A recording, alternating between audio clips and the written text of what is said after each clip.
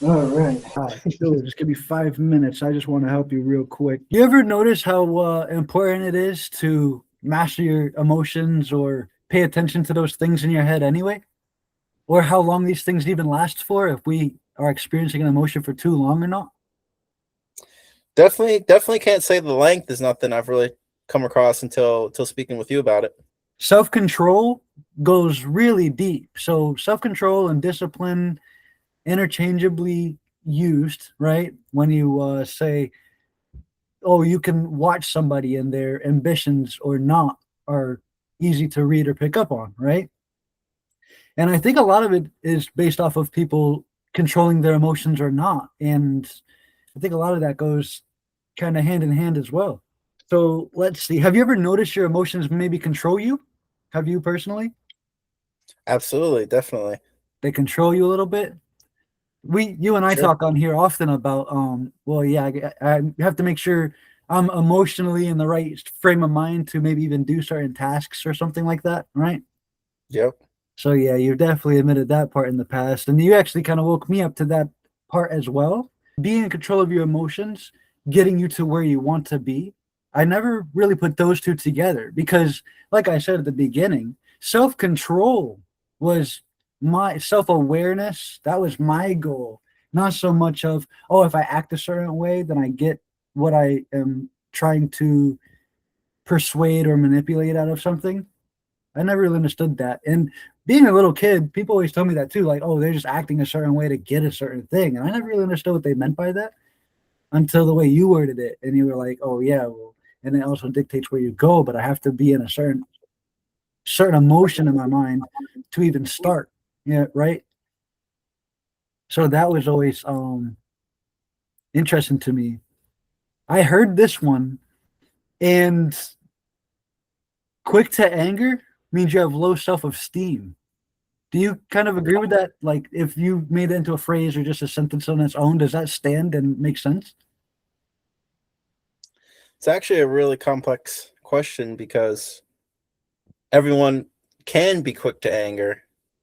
So, and you would imagine maybe even people with high self-esteem, but it would make sense since your subject today is about controlling it. It would make sense that the people who have trouble controlling it are the ones who have low self-esteem, and the people who get angry, or maybe even quickly, even but can control it, would result in having higher self-esteem. So I can see how they relate.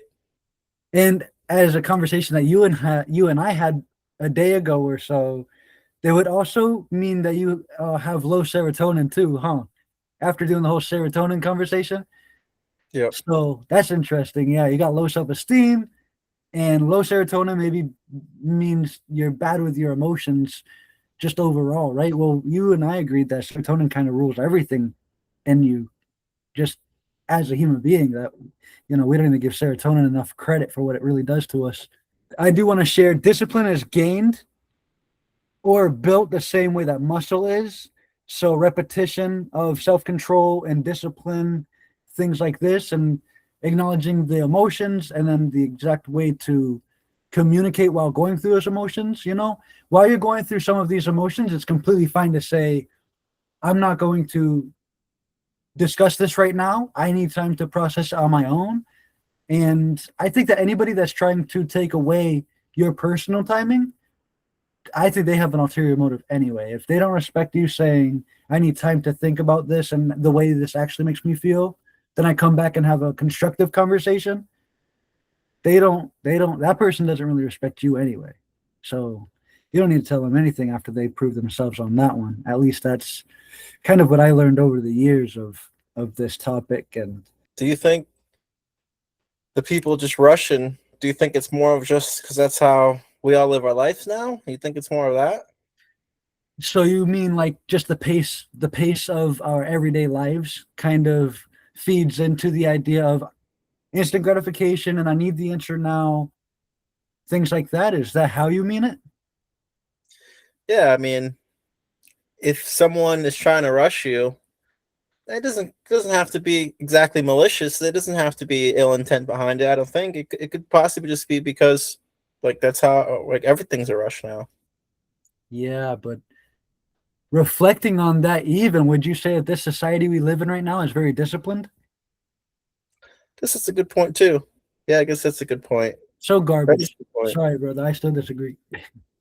No, it does make sense. It does make sense because yeah, you're right. Because I was just thinking, man, does that really mean that they don't respect you? But I mean, if they don't respect themselves, which you can't do without being disciplined, then of course they're disrespecting you by doing that. All right, so Yeah, check this one out too. We've got emotional weakness is the same as mental weakness. that's interesting. One reflects Yes, the other. The more wisdom you have, the more likely it is that you are in control of your emotions. So, I like that. I yeah, like that. man, that's a bar, right? Whenever I came across that one too, I was like, oh, yeah, that explains everything on its own with just the first sentence. Emotional weakness is the same as mental weakness. Yeah, if you're, let's see. I want you to reflect on every time you made a decision out of emotions versus strategic decisions and reflect on the outcome of that. All my biggest regrets are all emotional decisions, and I have tons of regrets. I don't. I know a lot of people don't like to stand on that and be like, "Oh yeah, I don't regret anything." I have Mm. tons of regrets, and Well, was all of it them. is it regret or a lesson though? Because I'm one of those people. I don't claim to have regrets. They don't follow me like living in yesterday. I think that's what regrets is. Regrets is not letting yesterday go. I But don't if you know. learn from it and you knew and you know you wouldn't do it again, that's a lesson, my boy. That's not a regret. I always think of regret as in just you just wish it never happened. I mean, even if there was even I mean, yeah, there's divine timing and karma in it and everything. Well, everybody could say that. I mean, yeah, sure. We all have things that we wish we didn't do or whatever. I know I said some really stupid stuff in fifth grade, and I wish, some things I just didn't say, but it was part of growing and learning still. Like, those have to happen. They have to happen. Or else you personally would never know how you would feel about it in that situation still. Yeah, I mean, it's like darned if you do, darned if you don't. Because even some highly, you know, whatever you call it, more logical, more rational choices I've made, I guess there's some regret in there too. So Oh, okay. yeah, It's Miyamoto Musashi, my favorite Ronin ever. So accept everything just the way it is. When I was younger and I heard this quote for the first time, it helped me understand that not everything even deserves an emotional response at all. Thank you, everybody. This has been Exploratory Thoughts with Big Scoom and Telejon the Don.